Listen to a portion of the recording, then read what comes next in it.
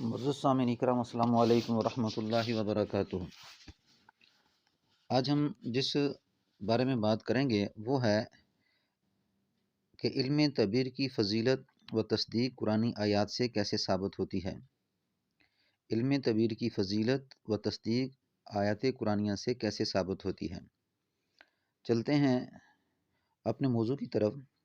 اگر آپ چینل پر نئے ہیں تو ویڈیو شروع کرنے سے پہلے چینل کو سبسکرائب کر دیں، بیل آئیکن کے بٹن کو دبا دیں تاکہ آئندہ آنے والی ویڈیو میری آپ تک پہنچتی رہے۔ علم تعبیر ایک نہایت افضل علم ہے۔ اس کی فضیلت مندرجہ ذیل قرآنی آیات سے ثابت ہے۔ جس چیز کو اللہ تعالیٰ نے اپنے خاص انعامات میں شمار کیا، اس کے افضل ہونے میں کوئی کلام نہیں۔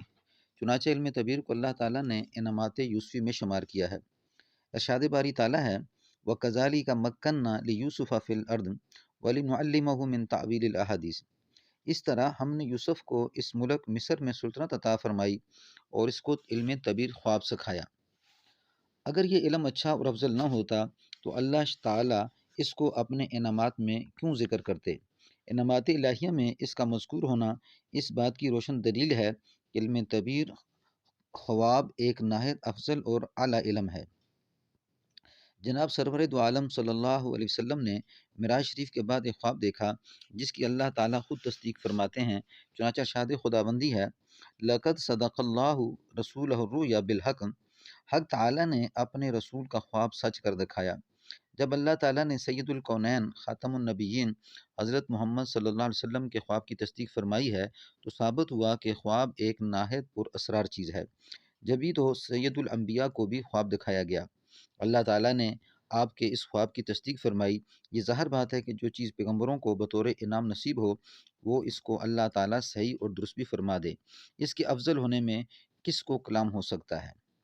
جب ثابت ہوا کہ خواب ایک پراسرار نعمت ہے تو ساتھ ہی اس سے یہ بات بھی ثابت ہوئی کہ خواب کی تعبیر کا علم بھی ایک نہایت اعلیٰ اور افضل چیز ہے، کیونکہ یہ بات اظہر من الشمس ہے کہ علم کی شرافت اس کے موضوع کی شرافت سے ہوتی ہے۔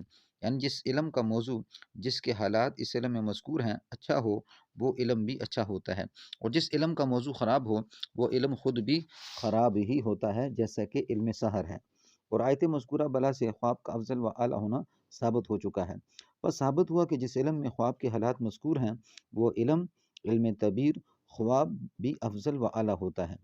کسی انسان کو بلا گناہ جان بوجھ کر ذبح کر دینا ایک بدترین اور نہایت کبیرہ گناہ ہے، جس کی سزا قرآن مجید کی روح سے ہمیشہ ہمیشہ دوزخ میں رہنا ہے۔ اور یہ بات تمام اہل اسلام کے نزدیک مسلم ہے کہ انبیاء گناہوں بالخصوص کبیرہ گناہوں سے بالکل معصوم اور پاک ہوتے ہیں۔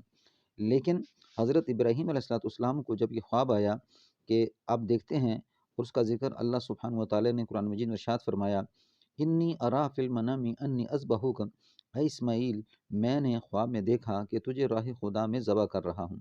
تو حضرت ابراہیم علیہ السلام حضرت اسماعیل علیہ السلام کی رضامندی سے ان کو ذبح کرنے کے لیے تیار ہو گئے۔ چنانچہ ارشاد باری تعالیٰ ہے وَتَلَّهُ لِلْجَبِينِ وَنَادَيْنَاهُ أَن يَا إِبْرَاهِيمُ قَدْ صَدَّقْتَ الرُّؤْيَا إِنَّا كَذَلِكَ نَجْزِي الْمُحْسِنِينَ۔ ابراہیم علیہ السلام نے اسماعیل کو پیشانی کے بل لٹایا اور آپ نے آواز دی اے ابراہیم بے شک تو نے خواب کو سچ کر دکھایا ہے۔ ابراہیم علیہ السلام نے اسماعیل علیہ السلام کو پیشانی کے بل لٹایا اور پھر اللہ فرماتے ہیں ہم نے آواز دی اے ابراہیم بے شک تو نے خواب کو سچ کر دکھایا ہے، ہم نیک لوگوں کو اسی طرح اجر دیا کرتے ہیں جیسا کہ ہم نے ابراہیم علیہ السلام کو دیا۔ بس اگر خواب کوئی اعلیٰ اور افضل چیز نہ ہوتی تو حضرت ابراہیم علیہ السلام محض خواب کی بنا پر اپنے لخت جگر کو ذبح کرنے کے لیے تیار نہ ہوتے، اور اللہ تعالیٰ آپ کو اس امتحان میں پاس ہونے کا یہ بہترین اور زرعی سرٹیفکیٹ عطا نہ فرماتے۔ اللہ تعالیٰ نے آگے فرمایا یا ابراہیم قد صدقت الرؤیا، اے ابراہیم بے شک تو نے خواب کا سچ کر دکھایا۔ بس اس آیت سے خوب یہ فضیلت معلوم ہو گئی کہ خواب کی فضیلت روز روشن کی طرح ثابت ہو گئی ہے، اور یہ علم ایک عظیم علم ہے۔ السلام علیکم ورحمۃ اللہ وبرکاتہ۔